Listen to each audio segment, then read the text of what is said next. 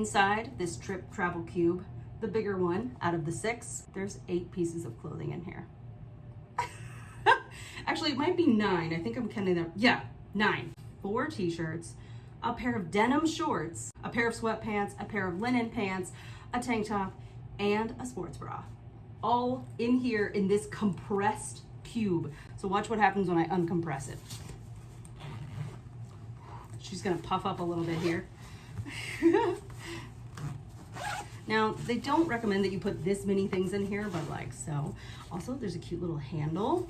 This cube itself can go in the washer and the dryer so that the cubes themselves don't get stinky after all your clothes have been in there, or you went, you know, somewhere just a little extra.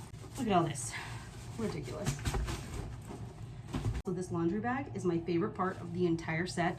All of my dirty stuff goes in here so it all stays smelly in this bag off on its own, not touching the rest of my clothes that are nice and fresh. Also, there's a bag just for shoes.